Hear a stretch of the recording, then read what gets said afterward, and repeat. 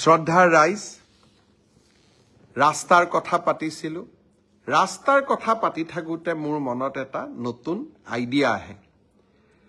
ৰাস্তাত যে আমি গাঁতবিলাক দেখা পাওঁ, এই গাঁতবিলাক যদি আপোনালোকে ফটো মাৰি এটা এপত দিয়ে, PWD ডিপাৰ্টমেণ্টে সেই এপটো চাই আৰু লগে লগে গাঁতবোৰ মাৰি দিয়ে, কিমান ধুনীয়া লাগিব। তেনেকুৱা এটা আমি এপ খুলিব পাৰোঁ নেকি?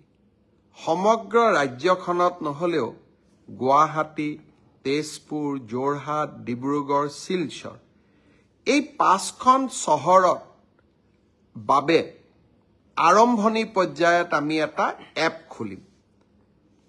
যতে ৰাস্তা গাঁত দেখিছো আপোনালোকে তাৰ পৰাই ফটো তুলিব আৰু আপোনালোকে তাতেই সেই জায়গাটোৰ সংকেত দিব, যাক আমি লেটিচিউড বুলি কওঁ বা আমি তাৰ জিঅ' ফেন্সিং বুলি কওঁ। সেই জায়গাখিনিৰ জিঅ' ফেন্সিং কৰি দিয়াৰ লগে লগে PWD ডিপাৰ্টমেণ্টে এপটোত গম পাব, অমুক জায়গাত ৰাস্তাৰ গাঁত হৈছে, আৰু দুদিনৰ ভিতৰতে গৈ গাঁতটো মাৰি দিব। ভাল নালাগিব জানো? নতুন অসম। মই আজি ৰাতিপুৱা আমাৰ বিষয়াসকলক কৈছো, লাহে লাহে গোটেই অসমত কৰিম, কিন্তু 5খন চহৰৰ বাবে এটা এপ মুকলি কৰক, যাতে যতেই ৰাস্তাত গাঁত দেখিব তাতেই ৰাইজে ফটো তুলিব, ৰাইজে লোক নিৰ্মাণ বিভাগক দিব আৰু লগে লগে গাঁতবোৰ গৈ আমি ধুনীয়াকৈ পথহলবিলাক নোহোৱা কৰি দিম। মই ভাবো যে অহা বছৰ এপ্ৰিল-মে মাহৰ মই 2 মাহ তেওঁলোকক সময় দিছো, সুন্দৰ কৰি এপটো বনাই দিয়ক আৰু এদিন আমি সকলোৱে লগ হৈ এই এপটো লঞ্চ কৰিম।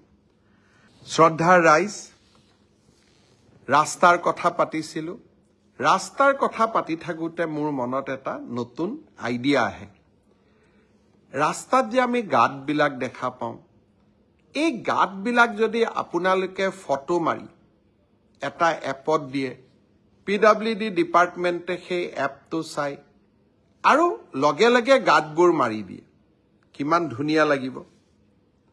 তেনেকুৱা এটা আমি এপ খুলিব পাৰোঁ নেকি? সমগ্ৰ ৰাজ্যখনত নহলেও গুৱাহাটী, তেজপুৰ, যোৰহাট, ডিব্ৰুগড়, শিলচৰ এই 5খন চহৰত বাবে আৰম্ভণি পৰ্যায়ত আমি এটা এপ খুলিম।